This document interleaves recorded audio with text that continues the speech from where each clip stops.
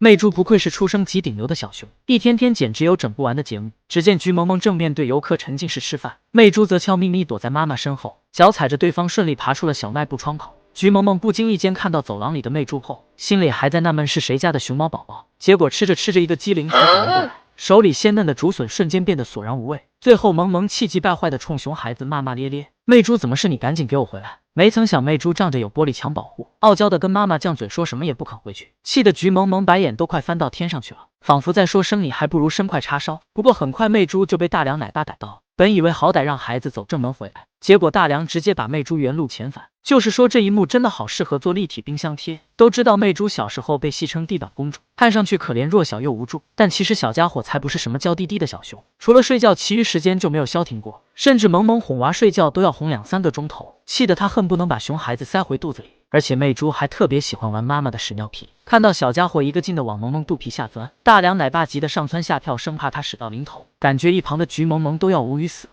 拜托能不能消停会我在拉屎哎！果然三人行必有一个大冤种。虽然媚珠现在连竹笋都咬不动，但并不妨碍她对妈妈的食物产生兴趣，甚至还跃跃欲试的尝试啃黄金竹。萌萌看到后吓得直接把竹子抢了过来，生怕倒霉孩子再把乳牙给崩了。谁料媚珠并不明白妈妈的好意，还以为是故意不给自己吃，内心满是怒气的她倒在地上撒泼打滚，用行动表示自己生气了，谁也哄不好。原以为媚珠过一会就会自己消气，没曾想小家伙的愤怒值竟然越积越高，最后直接对着妈妈拳打脚踢。好家伙，第一次直观感受到萌萌情绪有多稳定。照这个趋势，感觉媚珠将比王小五还费骂。这天媚珠正用短胖的后腿挠痒痒，看到饲养员送来了胡萝卜和大笋笋，小家伙痒也不挠了，整只熊趴在竹笋上，似乎想用自己的身体把笋笋藏起来。结果下一秒萌萌就伸来一只无情黑手，把胡萝卜和媚珠怀里的竹笋抢走了。发现小家伙还想抢，就直接搅局，并高高举起手里的竹笋让他够不到。不服气的媚珠扭头就咬妈妈的脚底板撒气，只能说媚珠离挨打的日子不远了。赖国宝大熊猫也有假期综合症，国庆复工第一天，滚滚们集体睡懒觉。只见新一困的整只熊都老了好几岁，努力了好久都没能赶跑瞌睡虫，于是便任由眼皮把自己的大脑重新封印。为了睡得舒服，还不忘下巴枕着手臂。果然，就算是熊猫也主打以摆烂应付上班。而虫洞的滚滚仿佛商量好了一样，个个都趴在木架上睡得不知天地为何物。网友表示，放了7天假，熊们上了7天班，但为什么一样的累，一样的想睡懒觉？别看花花是基地出勤率最高的小熊，但上班上久了哪有不疯的？于是小家伙直接半躺在地上吃东西，就连跟游客打招呼也是躺着招手，躺着真舒服。熊家决定要当废熊了。而秦小乖不仅上班时间摸鱼摆烂，到了下班时间还非要奶妈把自己抱回家。小家伙既不挣扎也不反抗，主打摆烂。就是说打工熊何必为难打工人呢？杰邦作为熊猫界最会摆烂的小熊，熊生主打上班倒头就睡，下班原地冬眠。只见杰邦强行开机走到独木桥上，然后两腿一蹬爱谁谁，真正做到了摆烂要从娃娃抓起。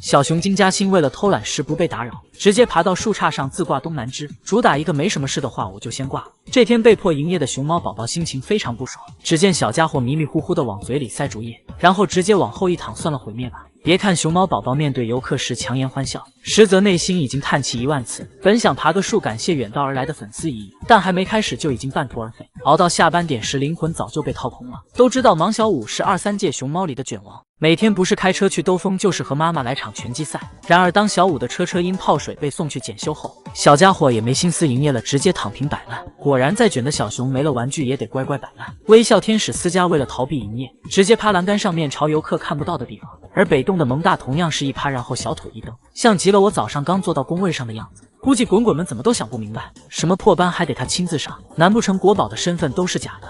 到萌二睡醒后乖乖叠被子，才明白他为什么被叫人教版小熊，因为萌二自出生后就没被妈妈带过，生存技能方面的储备基本为零，包笋掰竹子都是回北洞后跟奶爸学的。可奶爸每次掰竹子都要使很大力气，一时间忘记表情管理，看上去龇牙咧嘴。而熏木染的萌二很快学会了全套流程，在此之后不论大竹子小竹子，他都是徒手掰，而且表情一定要到位，主打一个宝宝不知道这样做的理由，但奶爸这样做一定有他的道理。不仅如此，由于黄连奶爸之前当过兵，在生活细节方面仿佛有强迫症一般，每天上班必定把萌二的3件套仔细放好，好大的夏凉被也要叠得整整齐齐。萌二看着奶爸的举动有样学样，小熊精起床第一件事就是拿毛巾洗脸，左擦擦右抹抹，直到浑身变得白白净净。吃饱饭后也不忘抓起毛巾擦嘴。别的大熊猫睡觉都是往地上一躺，睡得四仰八叉不拘小节。萌二则是人里人气的睡在凉席上，板板正正的像极了过年待宰的香猪，并且他起床后还会把被子叠好，天气好了就拿去晒晒，用爪拍拍灰尘，下雨天也会记得把凉席收回来。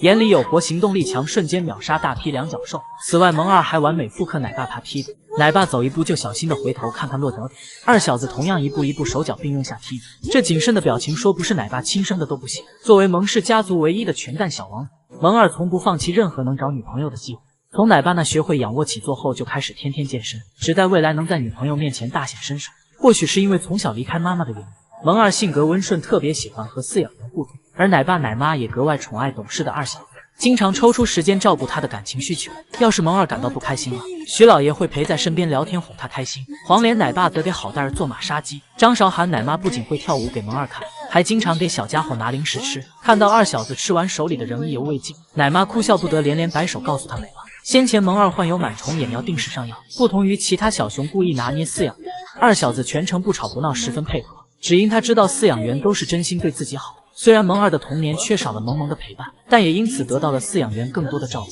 我们二小子真的是值得被爱的小熊。于可于爱就是天下第一好，兄妹俩都无法离开彼此。这天，奶爸在木架上种了一片西瓜，于可率先发现后并没有去吃，而是转身喊在吊桥上玩耍的妹妹一起。于爱下来时，他还暖心的伸手扶着，看到妹妹吃西瓜吃得不亦乐乎，可干饭速度明显慢了下来，甚至只吃了一块就默默拿起木棍剔牙，满眼宠溺的看着于爱大快朵颐。虽然于可是熊猫界出了名的妈宝男，但他也真的很爱自己的妹妹。当初调皮的于爱爬到窗台上玩耍，二顺担心女儿摔下来，赶紧过来接她。可没玩够的于爱不仅拒绝了妈妈的好意，还一个劲往上爬，气的二顺一度自闭。等爱姐想下来时，却发现实在太高了，小家伙犹犹豫豫好几次都没敢跳下来。好在于可及时发现了妹妹的窘迫，跑到窗户下扶着于爱的腿把她抱了下来。还有次于爱尝试了很久都上不去吊桥，可便走过来帮她稳住左右摇晃的桥面，直到妹妹顺利上去后才松手转身离开。一整个有责任有担当的小暖男。都知道于可于爱平日总是打打闹闹，还会为一口盆盆奶儿骂骂咧咧，但谁家的兄弟姐妹不是相爱相杀呢？他们的感情远比想象中更深厚。这天，饲养员在漏食器里装了苹果，于爱便压低吊篮让哥哥先上去，而可也留出空位等妹妹一起。兄妹俩就这样依偎在一起取果果吃。当医生和奶爸检查爱姐发白的眼圈时，可全程守在一旁，生怕妹妹被对方拐走，而于爱也会在于可没有出外场时守在门口，小手不停扒拉门，想要和哥哥一起营业。天下第一好的可爱兄妹，谁也离不开谁。当初可爱兄妹嬉戏打闹的时候，被隔壁场馆装修的声音吓到，于可虽然先跑，却把最近的树留给了妹妹。不放心的他随后又用身体护住于爱，警惕地观察周围有没有危险。于爱也在于可给的安全感中放松下来，一把抱住哥哥就开始贴贴腻歪。这对兄妹俩真的好爱彼此。这天，小爱正在美滋滋地吃竹子，年妹熊可看到后走过来凑热闹，还对妹妹手里的竹子很感兴趣。爱姐毫不犹豫地掰了一半递给哥哥，而兄妹俩不光吃饭喜欢贴贴，睡觉也要面对面挨在一起，黏黏糊糊的画面令人倍感温馨。希望可爱兄妹未来熊生永远开心，即便有分开的那天，也不要忘记彼此。